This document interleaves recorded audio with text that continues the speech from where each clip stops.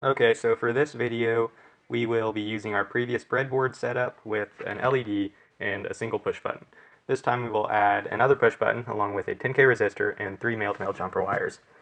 Alright, so let's go ahead and attach that along the middle divide and attach the ground side to ground.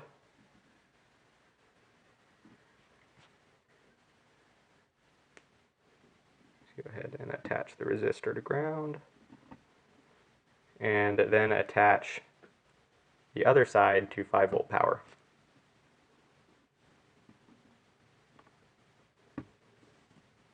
Alright, and now let's add our digital input pin, which will be pin 9 on the Arduino board. Alright, let's go to the computer and code. Alright, so I've opened up a new Arduino sketch and defined the state and button variables, as well as an LED variable I named green, and set the buttons to input and the LED to an output variable. So down in the void loop function, let's start by declaring our, redefining our state variables to their respective buttons. So state 1 is equal to digital read of button 1, and state 2 is equal to digital read of button 2. Button 2.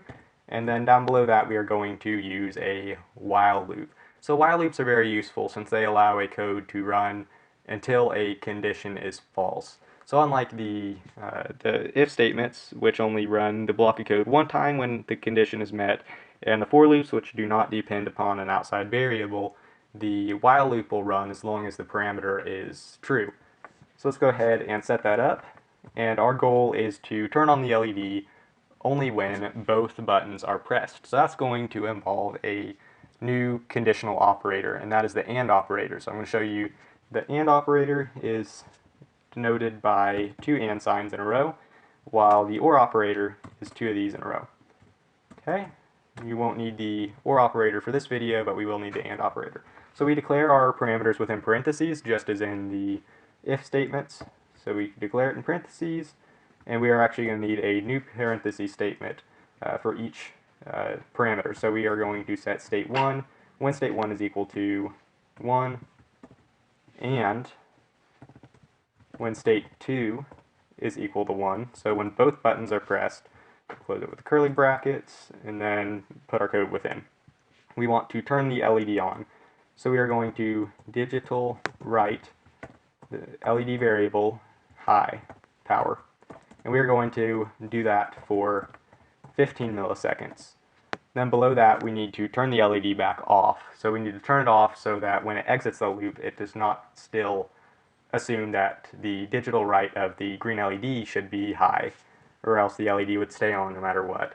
So we are going to do a digital write of the green LED as low. And then below that, we need to redefine the states within the while loop. Since when the states read 1, those states remain 1 within the while loop as it runs, since it is not updated within it. There's nothing telling the while loop that, oh, by the way, the button is now not pushed. So we need to copy the code from above and place it below so that it checks for a change in the button value. And then below that, let's set a delay of 3 milliseconds so that it updates rather quickly and we get a fast input. So let's also put a comment describing what this program does, and say while both buttons are pressed, turn the LED on. Alright, so now let's go ahead and upload that to the Arduino board. Alright, once you've uploaded to your Arduino board, you'll notice that as I press one of the buttons, the LED does not light up, same with the other button, but while both of them are pressed, the LED lights up. Alright, you've completed that project.